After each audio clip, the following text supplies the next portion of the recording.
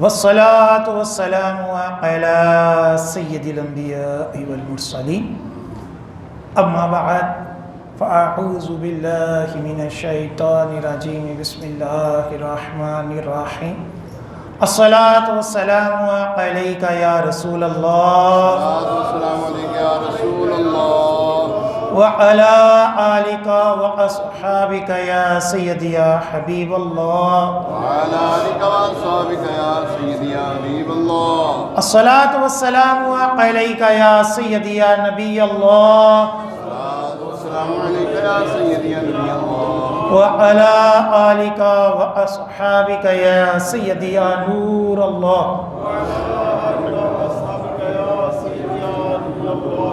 نويت السنة الاعتكاف الحمدللہ عز وجل ہم نماز جمعہ کے لیے حاضر ہوئے. دعا ہے کہ رب تعالی ہماری اس ادنا سی حاضری کو اپنی بلند بارگاہ ہمیں قبول و منظور فرمائے، اور جو کچھ اس جمعے میں بیان ہوگا اسے سننے کی، سمجھنے کی، اس کے اوپر عمل پیرا ہونے کی اور مجھے صحیح طرح بیان کرنے کی توفیق عطا فرمائے. آج جس موضوع کے اوپر جمعے کا بیان ہے وہ موضوع ہے کتاب اللہ کی اہمیت، یعنی قرآن پاک کی اہمیت، اس کے اوپر شریعت قرآن ہمیں کیا کہتا ہے، پچھلی امتوں کے متعلق کیا قرآن پاک میں ہمیں بتایا گیا ہے. انشاءاللہ عز و جل اس کے اوپر بیان ہوگا. اللہ تعالیٰ قرآن پاک میں ارشاد فرماتا ہے وَإِذْ آتَيْنَا مُوسَى الْكِتَابَ وَالْفُرْقَانَ لَعَلَّكُمْ تَهْتَدُونَ، کہ ہم نے موسیٰ علیہ السلام کو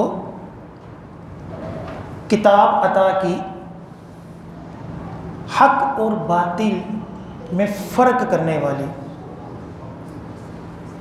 تاکہ تم ہدایت پا جاؤ. تو اللہ تعالیٰ نے حضرت موسیٰ علیہ السلام کو کتاب بھی دی اور حق اور باطل کو جدا کرنا جو ہے اس کے اندر فرق کرنا بھی عطا فرمایا. یعنی ترجمہ کنز العرفان ہے، اور یاد کرو جب ہم نے موسیٰ کو کتاب عطا کی اور حق و باطل میں فرق کرنا عطا کیا تاکہ تم ہدایت پا جاؤ. اس آیت میں کئی پہلو ہیں.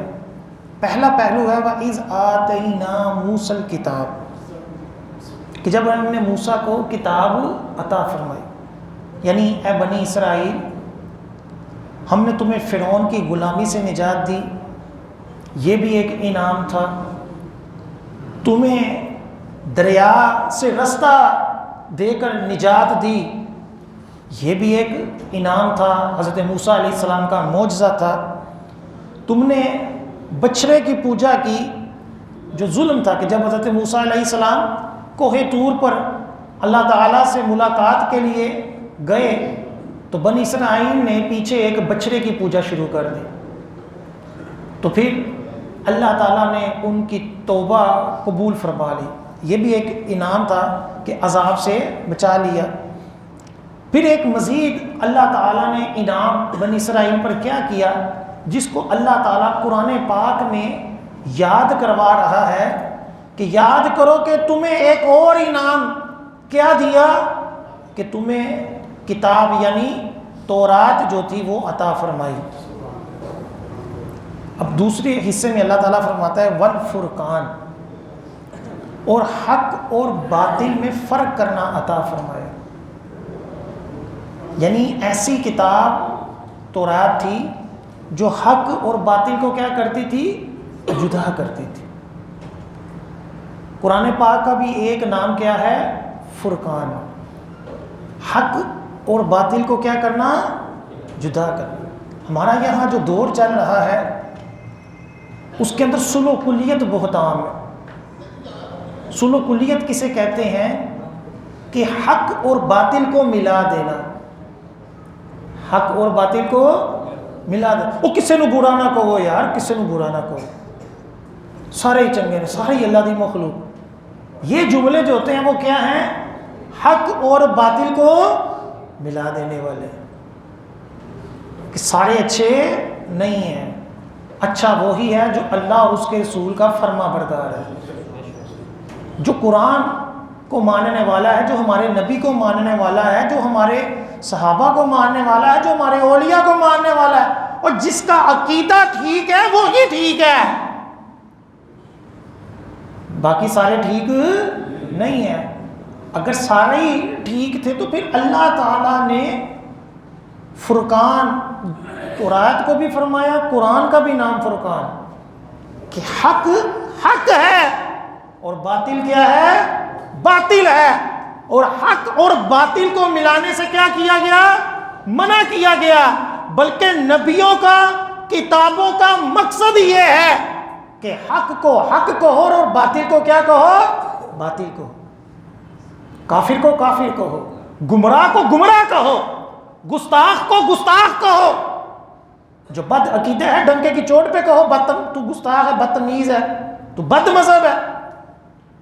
سنی ہو کر ڈٹتے ڈٹتے رہنا، اسی وجہ سے فرقہ واریت عام ہو گئی، کہ جب اہل سنت نے پلپلا پان دکھایا، جب تک ہمارے علماء ڈنکے کی چوٹ پر بات کرتے تھے، جب صوفی اللہ دتا صاحب مصری شاہ وصل پورے کے اندر دین کا کام کرتے تھے، ڈنکے کی چوٹ پر بات کرتے تھے، جب الہی بخش صاحب شالمی کے اندر ڈنکے کی چوٹ پر بیان کرتے تھے، دنیا ان کے ساتھ ہوتی تھی اور وہ اپنی ذات میں پوری تحریک ہوتے تھے، پوری انجمن ہوتے تھے۔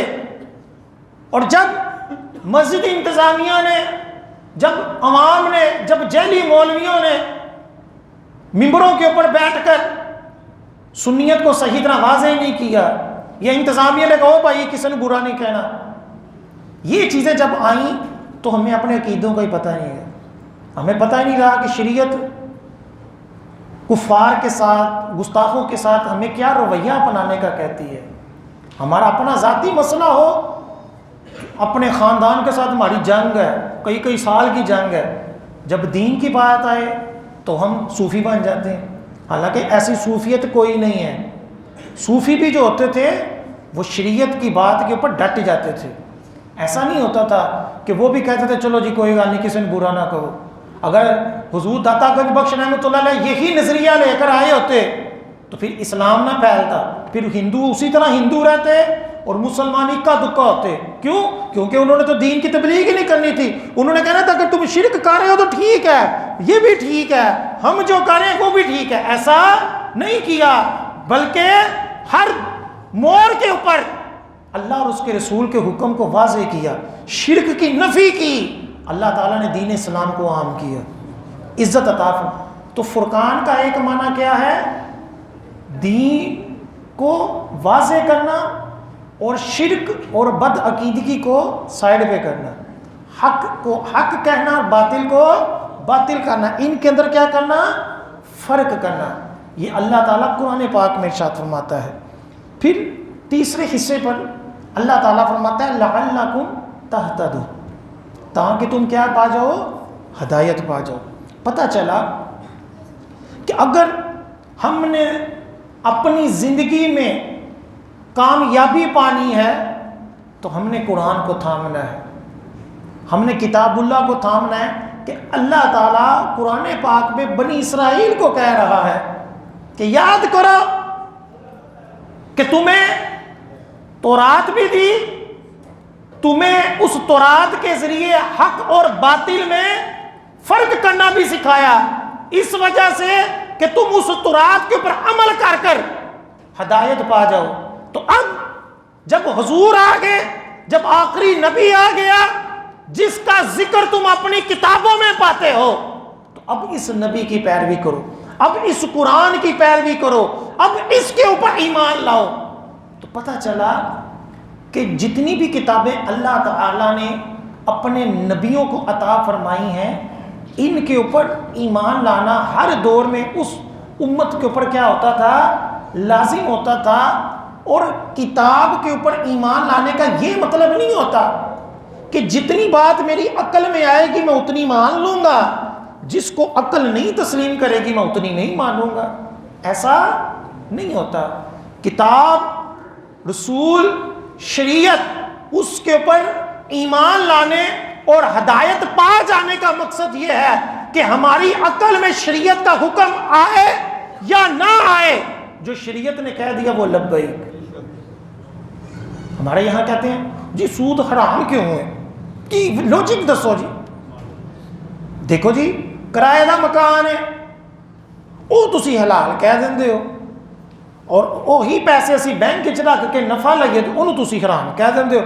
اوتھے بھی کام کو نہیں کر رہے ہیں، کرایہ لے رہے ہیں، ایتھے بھی بینک وچ کوئی کام نہیں کر رہے ہیں، دونوں وچ فرق تے کوئی نہیں. یہ لوگ کہتے ہیں جو سود خور ہے نا، جن کو سود کھا کھا کے ان کا بیڑا غرق ہو چکا ہوا ہے، وہ اسی طرح کے ہیلے بہانے بناتے ہیں.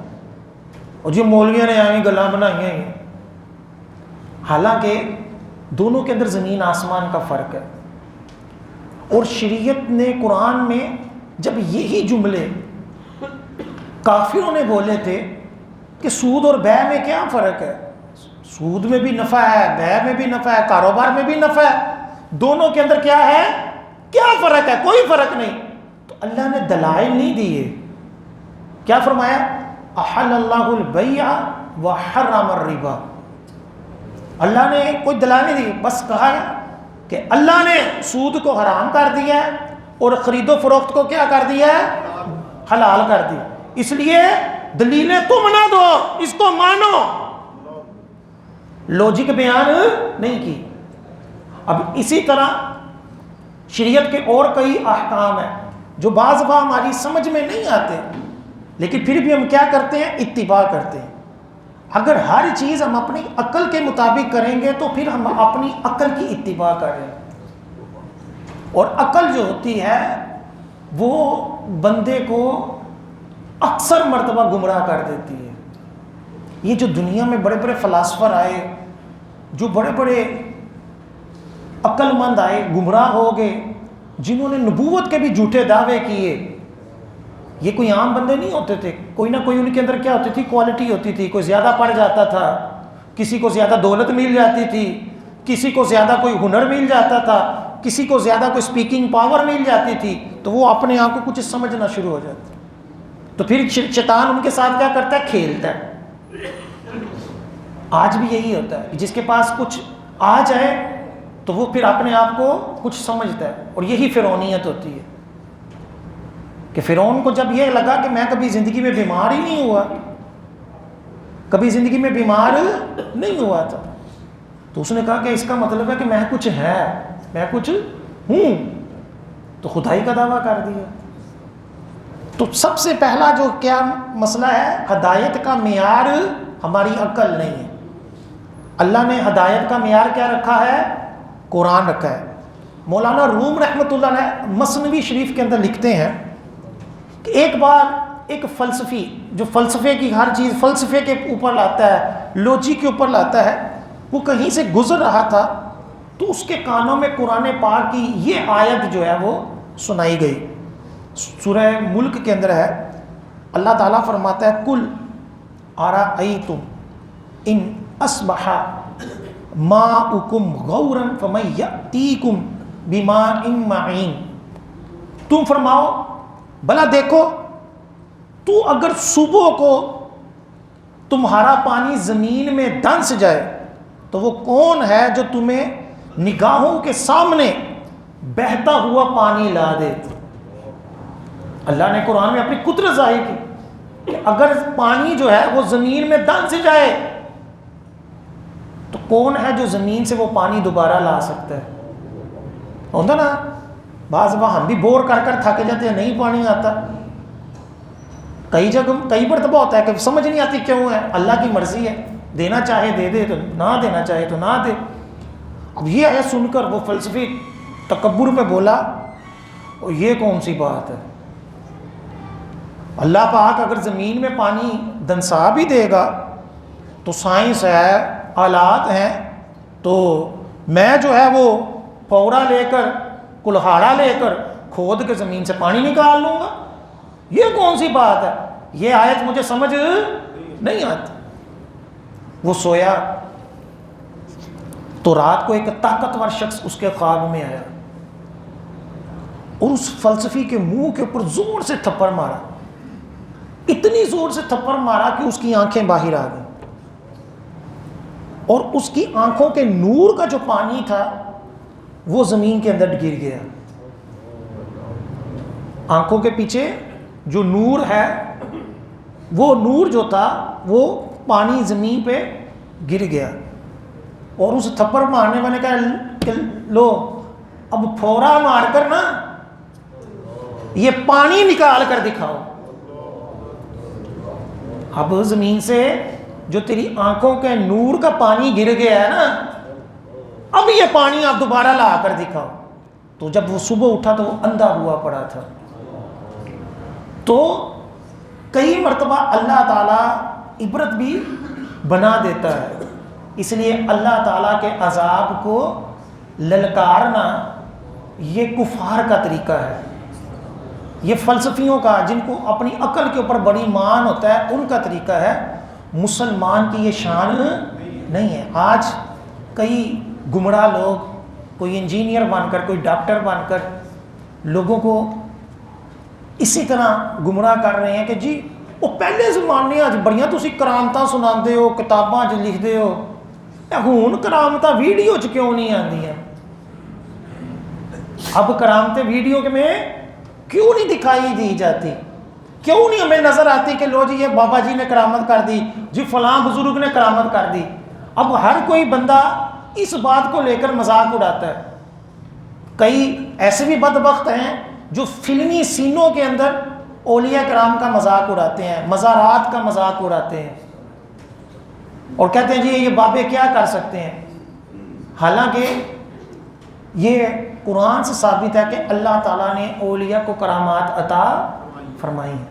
اصحاب کہف جو تھے، جس کا ذکر قرآن میں ہے، وہ نبی نہیں تھے، حضرت مریم نبی نہیں تھیں، تو ان ہستیوں کو اللہ تعالیٰ نے تصرفات عطا فرمائے جس کا ذکر قرآن میں ہے۔ اسی طرح احادیث کے اندر کئی واقعات، کئی کرامتیں، صحابہ کی کرامتیں بھی موجود ہیں۔ تو اگر اس طرح ہم ہر ایک کرامت کا مذاق اڑائیں گے اور یہ کہیں گے کہ میری عقل میں نہیں آتی، تو اس طرح تو معاذ اللہ پھر بندہ معجزوں کا بھی مذاق اڑائے گا کہ معجزے بھی سمجھ میں نہیں آتے۔ سر سید احمد خان جو تھا، یہ معجزوں کا اسی وجہ سے تو منکر تھا۔ وہ کہتا تھا کہ یہ سمجھ میں نہیں آتی باتیں، پڑھ گیا، دنیاوی تعلیم پڑھ گیا، سکول ڈال دیا، اب یہ سمجھتا تھا کہ لو جی جو میری سمجھ میں آئے گی تو میں وہی مانوں گا۔ تو یہ بات اصول ہمیشہ یاد رکھیے، معجزہ اور کرامت، اس کی ڈیفینیشن، اس کی تعریف یہی ہے کہ جو عقل میں نہ آئے، عام روٹین میں وہ چیز نہ ہوتی ہو، ورنہ عام روٹین والی چیز ہوگی تو وہ پھر وہ کرامت اور معجزہ نہیں رہے گا۔ اب دیکھیں قرآن پاک میں کہ پتھر سے اللہ تعالیٰ نے اونٹنی کو نکال دیا، قرآن میں ذکر ہے۔ حضرت صالح علیہ السلام کی جو اونٹنی تھی، امت نے کہا ان کی کہ وہ اس پہاڑ سے اونٹنی نکال کر دکھائیں، تو وہ اونٹنی زندہ نکل آئی۔ تو یہ کیا ہوتا ہے؟ نبیوں کا معجزہ تھا۔ ٹھیک ہے، عقل نہیں مانتی، عقل نہیں مانتی۔ 300 سال اصحاب کہف والے سوئے رہے، عقل نہیں مانتی۔ قرآن میں اس کی کرامت ذکر ہے۔ تو عقل ہر چیز کو تسلیم کر لے یہ ضروری نہیں ہے۔ جب بندہ کتابوں کو پڑھے، دلائل کو پڑھے، تو پھر سمجھ آتی ہے کہ معجزات بھی ثابت ہیں اور کرامات بھی ثابت ہیں۔ اب ہر کرامت ہم سمجھائیں یہ ضروری نہیں ہے، نہ ہی یہ ہم پر لازم ہے، نہ ہی اس کی ویڈیو بنا کر دکھانا۔ جو منکر ہوتا ہے وہ دیکھ کر بھی منکر رہتا ہے۔ کیا نبیوں کی کرامتیں ان کی امتوں نے جنہوں نے دعوے کیے نہیں دیکھی؟ کیا حضور علیہ السلام کی حضور علیہ السلام کے معجزات ابو جہل نے نہیں دیکھے؟ اس کے باوجود نہیں مانتا تھا، اور حالانکہ کہتا تھا کہ میں حق سمجھتا ہوں، لیکن نہیں مانا۔ تو ایسا نہیں ہے کہ ہر ولی کی، اور جن کی کرامتیں موجود ہیں آج بھی سوشل میڈیا کے اوپر موجود ہے. وہ حاجی علی کا مزار جو سمندر میں جاتا ہے پھر واپس اسی طرح ہی ہوتا ہے. یہ کرامت نیٹ کے اوپر موجود نہیں ہے. اور بھی کئی بزرگوں کے مزارات کی کرامات موجود ہے. شیروں کا حاضری دینا مزارات کے اوپر, قبروں کے اندر آ کر حاضری دینا اور پھر حاضری دے کر چلے جانا. آج بھی نیٹ کے اوپر کئی ویڈیوز ہیں. کیا وہ موجود نہیں ہے؟ موجود ہے, لیکن جس نے نہیں ماننا اس نے نہیں ماننا. تو یہ اصول ہے کہ شریعت نے, قرآن نے ہمیں یہ بتایا کہ قرآن کو مانو, اس قرآن کو جو حق اور باطل کو کیا کرتا ہے, جدا, تاکہ تم ہدایت پا جاؤ. تو کتاب اللہ کیا ہے؟ حق اور باطل کو جدا کرنے والی اور ہدایت. اگر ہم ہدایت چاہتے ہیں تو اپنی عقل, اپنا علم نہیں, قرآن کو فالو کریں گے تو ہدایت پا جائیں گے. چنانچہ حضرت نوح علیہ السلام نے 950 سال تبلیغ کی, تو جواب میں قوم نے کیا کہا؟ مجنون وزدوجے, یہ پاگل ہے, اور نوح علیہ السلام کو جرکا. یعنی وہ لوگ کہتے تھے کی کر کر, یہ کیا کر رہے, ایسے ہی کشتی بنائی جا رہے ہیں, اور مذاق اڑاتے تھے. تو پھر کیا ہوا؟ جن کا مذاق اڑایا جاتا تھا وہی 80 افراد بچے, اور جو مذاق اڑاتے تھے, جو کہتے تھے کہ یہ کیوں بنائی جا رہی ہے کشتی, اس سے کیا ہوگا, وہ ہلاک ہو گئے. کہ اپنی عقل کو بڑے صحیح سمجھتے تھے کہ کشتی سے کیا ہو جائے. آپ کے بیٹے نے کہا کہ میں جب طوفان آئے گا تو میں پہاڑ کے اوپر چڑھ جاؤں گا, مجھے کیا ہوگا, میں اونچے پہاڑ پر چڑھ جاؤں گا. اپنی طرف سے عقل لڑائی نا, کہ جب طوفان آئے گا, سیلاب آئے گا تو میں سیف سائڈ کر لوں گا, میں اونچے پہاڑ پر چڑھ جاؤں گا. ان کی عقلوں کو یہ معلوم نہیں تھا کہ رب کی جب گرفت ہوتی ہے تو پھر وہ جہاں مرضی چلے جائے وہ بچ نہیں سکتا. کتابوں کے اندر لکھا ہوا ہے کہ قوم لوط جو تھی ان کے اوپر آسمانوں سے پتھر برسے تھے نا, آسمانوں سے پتھر برسے تھے. تو اس قوم کا ایک فرد جو تھا وہ خانہ کعبہ میں تھا, خانہ کعبہ میں تھا. وہ پتھر جو تھا وہ ہوا میں معلق رہا. جیسے ہی وہ خانہ کعبہ سے باہر آیا تو پھر جا کر اس کو لگا. یعنی جب گرفت آنی ہے رب کی, جتنی مرضی عقل ہو, جتنا مرضی بندے کے پاس ہو, پھر کوئی بھی اس کو روک نہیں سکتا. تو پھر اسی طرح حضرت ہود علیہ السلام نے جب لوگوں کو دین کی دعوت دی تو لوگوں نے کہا انا لنراک فی صفاحۃ, بے شک ہم تمہیں بیوقوف سمجھتے ہیں. وقت کے نبی کو نافرمانوں نے کیا کہا؟ معاذ اللہ بیوقوف کہا. نتیجہ کیا ہوا؟ آندھی آئی, سب کچھ فنا ہو گیا. آندھی نے سب کچھ اکھاڑ کر رکھ دیا. اور وہ جو کہتے تھے کہ ہم تمہیں بیوقوف سمجھتے ہیں, معاذ اللہ, حقیقت میں وہ کون تھے؟ خود بیوقوف تھے. جو نبی کی تعلیم کو, نبی کی ہدایت کو بیوقوفی کہتے تھے, وہ کیا تھے؟ وہ خود بیوقوف تھے.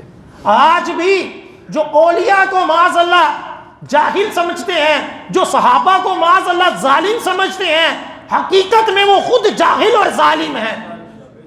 حقیقت یہی ہے کہ جو اللہ کا ولی ہوگا وہ ولی بنتا ہی تب ہے کہ جب وہ شریعت کا پاسدار ہوگا, جب وہ عالم ہوگا, جب علم والا ہوگا, جس کو ظاہر اور باطن علم ہوگا, تب ہی تو وہ اللہ کا ولی بنتا ہے. پنگے پی کر, چرسیں پی کر تھوڑی ولایت مل جاتی ہے, مندریاں پہن کر تھوڑی ولایت مل جاتی ہے, لمبے بال ڈا کر بغیر نہائے رہنے سے ولایت نہیں ملتی. ولایت تو اللہ تعالیٰ کی بندگی کر ظاہر اور باطن سے پاک ہو کر اللہ تعالیٰ کے حضور حاضر ہونے سے ملتی. اس لیے جاہل پیروں کی دلیلیں بنا کر, جاہل پیروں کی باتوں کو لے کر اللہ کے سچے ولیوں کا مذاق اڑانا یہ جہالت ہے, یہ عقل مندی نہیں ہے. اور یہی پہلے دور کے اندر کفار کیا کرتے تھے. تو اللہ نے قرآن میں ان کے انجام کو کیا کیا؟ ذکر کیا. اسی طرح اللہ تعالیٰ قرآن پاک میں ارشاد فرماتا ہے کہ وَلَوْ أَنَّ أَهْلَ الْكِتَابِ آمنوا واتقوا لکفرنا عنہم سیئاتہم وَلَأَدْخَلَنَّهُمْ جَنَّاتِ النَّعِيمِ، اگر اہل کتاب ایمان لاتے اور پرہیزگاری اختیار کرتے تو ضرور ہم ان کے گناہوں کو مٹا دیتے اور ضرور انہیں اپنی نعمتوں کے باغوں میں داخل کر دیتے۔ یہاں اللہ تعالیٰ نے اہل کتاب کو کہا کہ اگر یہ اہل کتاب اس قرآن کو، اس نبی کو مان لیتے، اپنی انا، اپنی ضد چھوڑ دیتے، تو اللہ تعالیٰ کیا کرتا؟ ان کے گناہوں کو معاف فرما دیتا، ان کے کفر کو بھی معاف کر دیتا، ان کے کفر کے اندر جو گناہ ہوئے تھے وہ بھی معاف کر دیتا اور ان کو جنت عطا فرما دیتا۔ کہ کفار اہل کتاب کیا کرتے تھے؟ وہ اپنی کتاب کو، اپنے علم کو، اپنی عقل کو حرف آخر سمجھ کے کہتے تھے کہ یہ آخری نبی ہم نہیں مانتے۔ تو اللہ تعالیٰ نے ان کے بارے میں کہا کہ اگر یہ ایسا نہ کہتے، اپنی ضد چھوڑ دیتے۔ یہودیوں کو یہ تکبر آج بھی ہے، اور قرآن میں بھی ذکر کیا گیا ہے کہ یہودی کہتے تھے ہم اللہ کے بڑے لاڈلے ہیں، ہم اللہ کے بڑے پیارے ہیں، ہمیں کچھ بھی عذاب نہیں ہوگا، اگر ہوگا بھی تو جتنا عرصہ ہم نے بچڑے کی پوجا کی تھی نا تھوڑی دیر، صرف اتنا ہی ہمیں عذاب ہوگا۔ اس خوش فہمی کے اندر زندہ رہتے تھے۔ آج بھی ہیں کہ یہودیوں کے جو بیسک کتابیں ہیں اس کے اندر یہی لکھا ہو کہ انسان صرف یہودی ہیں، باقی سارے کیڑے مکوڑے ہیں، ان کی کوئی حیثیت نہیں، بس تم ہی اللہ کی خاص کیا ہو، مخلوق ہو، نبیوں کی اولاد ہو تم۔ جس طرح ہمارے یہاں کئی اعلیٰ خاندان کے ہو کر لوگوں کو کیڑے مکوڑے سمجھتے نا کہ ان کی کیا اوقات ہے، اسی بڑے پہنچے ہیں، اسی بڑے ہیں، یا ولی کی اولاد ہو کر اپنے آپ کو سمجھنا، یا کوئی تھوڑی بہت دین کی خدمت کر کر اپنے آپ کو نمازوں سے دور سمجھنا کہ کوئی گالی میں بخشیا گیا، میں فلاں کام کر دیتا ہے۔ یہ جہالت ہے، یہ عقل مندی نہیں ہے۔ ہم نسبتوں کے قائل ضرور ہیں، لیکن اعمال کو چھوڑ دینا ہماری عادت اور ہماری تعلیم نہیں ہے۔ حضرت مجدد الفسانی رحمۃ اللہ علیہ بڑی پیاری بات لکھتے ہیں، آپ فرماتے ہیں پیر پکڑنے کا یہ مقصد نہیں ہے کہ ہم اب اعمال چھوڑ دیں، ہم نمازیں چھوڑ دیں۔ پیر پکڑنے کا مقصد یہ ہے، فائدہ یہ ہے کہ کل قیامت والے دن اگر اعمال میں کچھ کمی ہوگی تو اللہ تعالیٰ ولی کامل کے صدقے معاف فرما دے گا۔ یہ مطلب نہیں کہ اسی فری ہو گئے، چلو جی پیر پکڑ لیے اب نمازوں کی کوئی ضرورت نہیں، اب بس مست ملنگ بن کے زندگی گزاریں۔ یہ سنیت کو بدنام کیا گیا، یہ بزرگوں کی تعلیمات نہیں ہے۔ اسی طرح حضرت جبیر بن نفیر رحمۃ اللہ علیہ فرماتے ہیں کہ جب مسلمانوں نے قبرص کو فتح کیا، ایک علاقہ تھا، تو میں نے دیکھا کہ صحابی رسول حضرت ابو دردہ رضی اللہ تعالی عنہ تنہائی میں بیٹھے رو رہے تھے۔ تابعی بزرگ کہتے ہیں کہ صحابی رسول قبرص علاقہ فتح ہونے پر خوش ہونے کی بجائے کیا کر رہے تھے؟ رو رہے تھے۔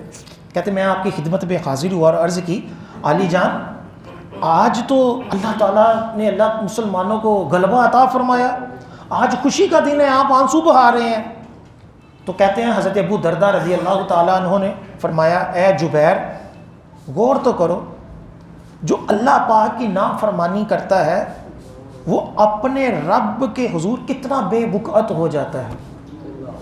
قبرص کے رہنے والے کیسے غلبے والے، کیسی عزت والے تھے، لیکن جب انہوں نے اللہ کے احکامات کو چھوڑا، اپنے رب کی نافرمانی کی، تو آج ذلیل و خوار ہو کر شکست میں چلے گئے، اور ہم کیا ہو گئے؟ فتح یاب ہو گئے۔ ہم نے شریعت کو تھام کر، رسول اللہ کی غلامی کو تھام کر اس شہر کو، اس ملک کو فتح کر لیا۔ یہ حقیقت ہے۔ اگر اپنے اس ملک کے اندر بے حیائی کو پروموٹ کیا جائے گا، دوسرے نکاح کے اوپر تنقید کی جائے گی، بے حیائی کے نام پر لوگوں کو بے برہنہ کیا جائے گا، عورتوں کو گھروں سے نکالا جائے گا، جب ناموس رسالت کے اوپر حملے ہوں گے، ختم نبوت کے اوپر حملے ہوں گے، اس کے باوجود ہم کہیں کہ یا اللہ بجلی کی کمی پوری کر دے، پانی کی کمی پوری کر دے، یا اللہ ہمارے اوپر رحم کر، ایسا نہیں ہوگا۔ جب ہمارے اندر بے ایمانی ہے، جتنے جتنے ڈال لگتا ہے وہ اتنا کور کیا جا رہا ہے اور مست ہے اپنی زندگی میں، تو پھر اللہ تعالیٰ کی طرف سے کیا ہوتا ہے؟ عذاب آتا ہے۔ اب اللہ تعالیٰ کا عذاب ایک تو حضور کی صدقے معاف ہو گیا کہ ہماری شکلیں سارے کے ساری امت کی کبھی بگڑیں گی نہیں، لیکن ایسا نہیں ہے کہ ہمارے اوپر آزمائشیں نہیں آئیں گی۔ حدیثوں میں فرمایا گیا کہ جب زنا عام ہوتا ہے، سود عام ہوتا ہے، تو اس معاشرے میں قحط پڑتا ہے، اس معاشرے میں ایسی ایسی بیماریاں آتی ہیں کہ جو تمہارے بڑوں نے کبھی سوچی نہیں ہوں گی۔ ایسی ایسی ہسپتالوں میں جا کر دیکھے تو بندہ حیران ہو جاتا ہے کہ یار بھی بیماری ہے ایسی، اسی کبھی سنی نہیں سی۔ کبھی صرف فالج والے بندے کو جا کر دیکھو کہ فالج کی کتنی قسمیں ہیں اور ان کی کیا حالت ہوتی ہے کہ اچھا بھلا بندہ ایک دم سے فالج ہوا ہے، دماغ کا فالج ہوا ہے۔ تو ایک بندہ بتا رہا تھا کہ اس کو ایسا فالج ہوا ہے کہ وہ روٹی کا لقمہ منہ میں رکھ لینا تو اس کا دماغ کے ساتھ تعلق نہیں کہ اس کو اندر کیسے نگلنا ہے۔ جب ہم کوئی چیز اپنے جسم کو حرکت دیتے ہیں تو ہمارا لنک دماغ کے ساتھ چلتا ہے کہ میں ہاتھ اٹھانے لگا ہوں، میں لقمہ اندر نگلنے لگا ہوں، اس کا دماغ کے ساتھ کیا ہوتا ہے؟ کنیکشن ہو، دماغ آرڈر دیتا ہے تو پھر وہ عمل ہوتا ہے۔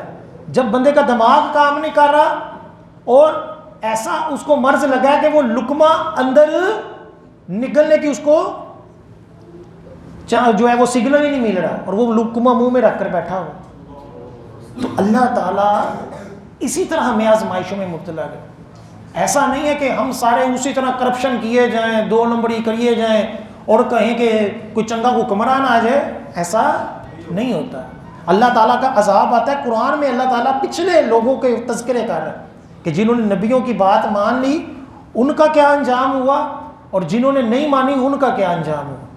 تو یہی حضرت ابو درداء رضی اللہ تعالیٰ عنہ فرما رہے ہیں۔ اسی طرح اللہ تعالیٰ نے قرآن پاک میں فرمایا کہ لو ان انزل علینا الکتاب لکنا اہدی منہم، اگر ہم پر کتاب اترتی تو ہم ان سے زیادہ ہدایت یافتہ ہوتے۔ کہ اللہ تعالیٰ فرما رہا ہے کہ کل کو یہ نہ کہنا کہ کاش مولا سانو بھی کوئی کتاب ملی ہوندی، اسی پچھلی امتوں نے زیادہ کیا کرتے؟ ہدایت والے ہو جاتے۔ اللہ نے پہلے ہی یہ کہہ دیا کہ یہ کل کو تم نہیں کہنا تمہیں قرآن عطا کر دیا گیا، تمہیں قرآن عطا کر دیا گیا۔ اب یہ نہ کہنا کہ مولا ہمیں کوئی کتاب ملی ہوتی تو ہم بھی ہدایت پا جاتے۔ تمہیں ہدایت پانے کے لیے، تمہیں فلاح پانے کے لیے اللہ تعالیٰ فرما رہا ہے کتاب عطا فرما دی۔ اب کل کو یہ نہ کہنا کہ ہمیں بھی کوئی کتاب ملی ہوتی تو ہم بھی فلاح پا جاتے، یہ بہانہ اب نہیں چلے گا۔ یوں ہی ترقی کا جو اصل راستہ ہے وہ کیا ہے؟ وہ کتاب اللہ ہے، سائنس نہیں ہے۔ ہم کتنے عرصے سے لگے ہوئے ہیں کہ جو جی سائنس سائنس سائنس، اتنے اربوں روپے اسکولوں یونیورسٹیوں میں لگا دیے، مدرسوں کے خلاف بولتے رہے، کتنے کے سائنسدان پیدا ہو گئے ہیں ساڈے، ٹھیک ہے۔ ابھی بھی امپورٹڈ چیز ہی ہماری آتی ہے، دوسرے ملک والے تانا دیتے ہیں کہ تسی سوئی آگ نہیں بنا سکتے، گلاں کر دے تسی۔ اتنا پیسہ ہم نے سائنس کے نام پر لوگوں کو، لڑکیوں کو، سب کچھ کو بنا دیا، دین سے دور ہوتے۔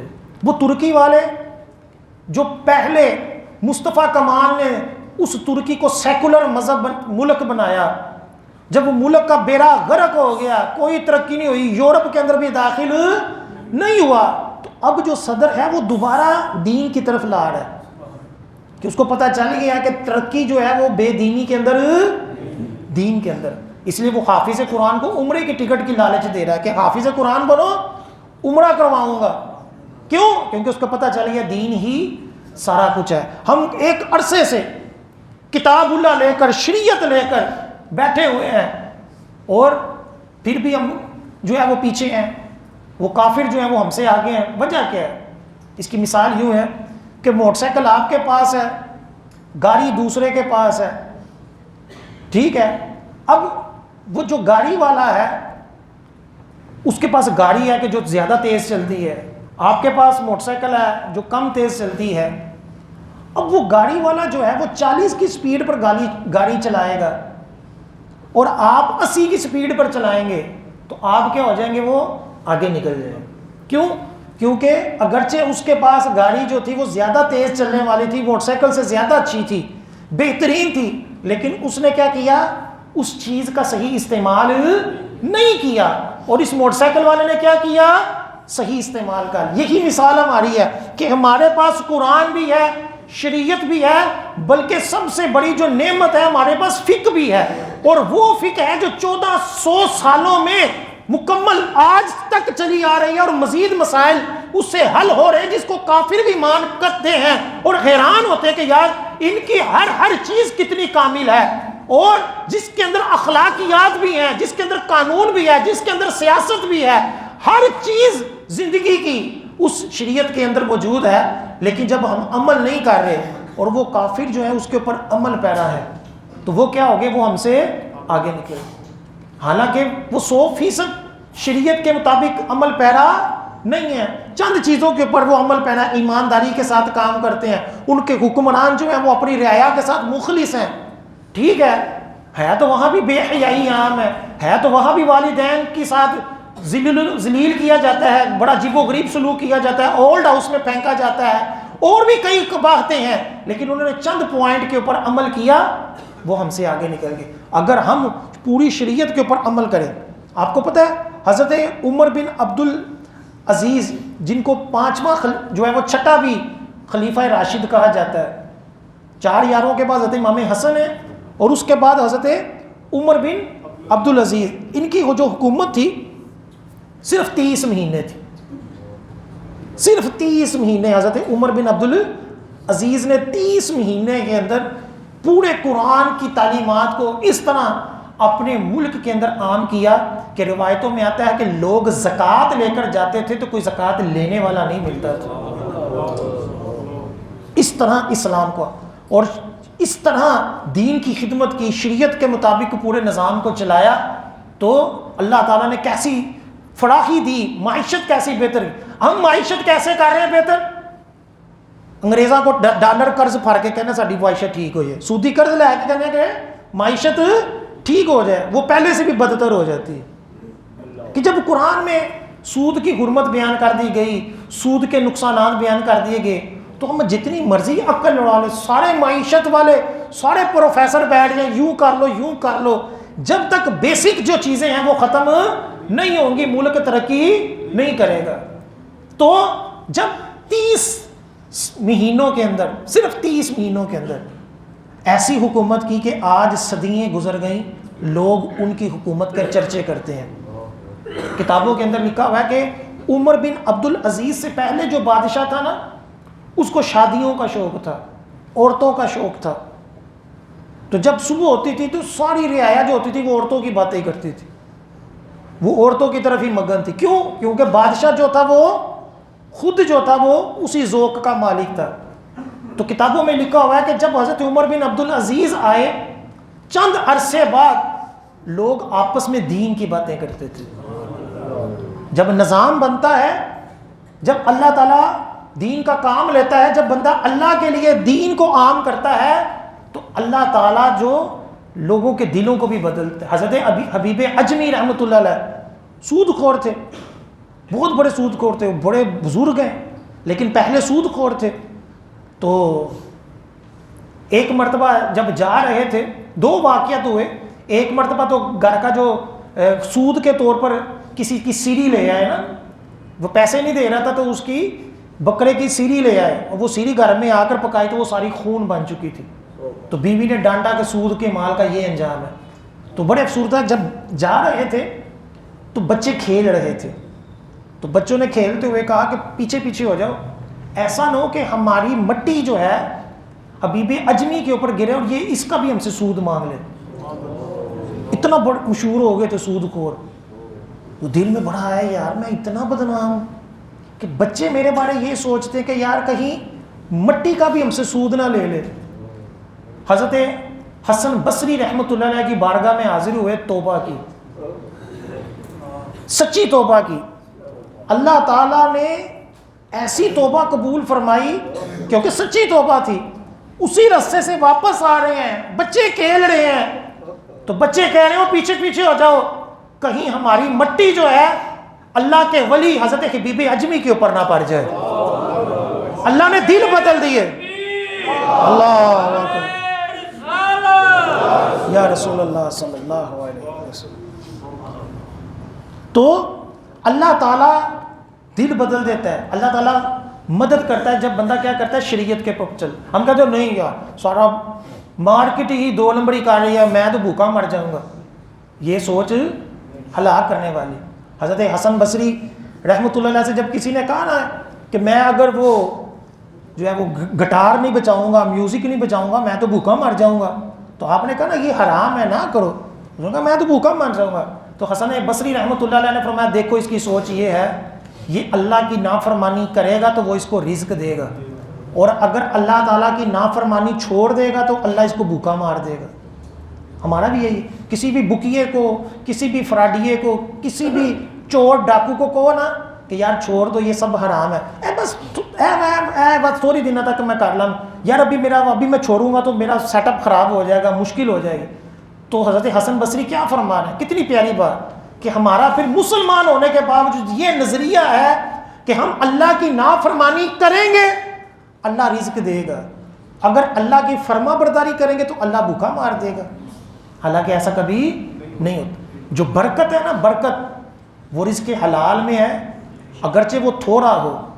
آج بھی کئی یقین مانے عوام سے جب ملتے ہیں تو کروڑ پتی بھی بعض میں پریشان پھر رہے ہوتے ہیں, تو کئی مرتبہ وہ جو عام سے بندے ہوتے ہیں 15-20 ہزار روپیہ لے رہے ہوتے ہیں, تنہا 15-20 ہزار. تو بندہ حیران ہوتا ہے یار تمہارا کیسے گزارا ہو رہا ہے, تو وہ آگے سے کہتا ہے شکر الحمدللہ. آپ بھی اپنے کسی ملازم سے پوچھ لیجئے گا, اس کے بچے بھی ہوں گے اور محنت کے ساتھ کما رہا ہوگا, برکت اسے کہتے ہیں کہ آپ کی دکان کے اندر آپ لاکھوں کما کر آپ سکون میں نہیں ہیں. کیوں؟ کیونکہ ہمارے اندر کوئی ہی نہ کہیں جو ہوتی ہے وہ ڈنڈی ہوتی ہے, اور جو ورکر ہوتا ہے جو بیچارہ تھوڑی سی تنہا کے اوپر سکون کے ساتھ زندگی گزار ہوتا ہے, برکت اس چیز کا نام کہ اللہ تھوڑی کے اندر سکون بھی دے اور اس کے اندر کیا ہو, برکت بھی ہو, پوری بھی پڑ جائے, نظام اس کا بھی چل رہا ہے. تو اللہ تعالی ہمیں کتاب اللہ تھامے رکھنے کی توفیق عطا فرمائے, اسی کے اوپر قائم دائم رہنے اور اپنی عقل کو چھوڑ کر اس کے احکامات کے اوپر عمل پیرا ہونے کی توفیق عطا فرمائے. آمین. ابھی اذان ہوگی.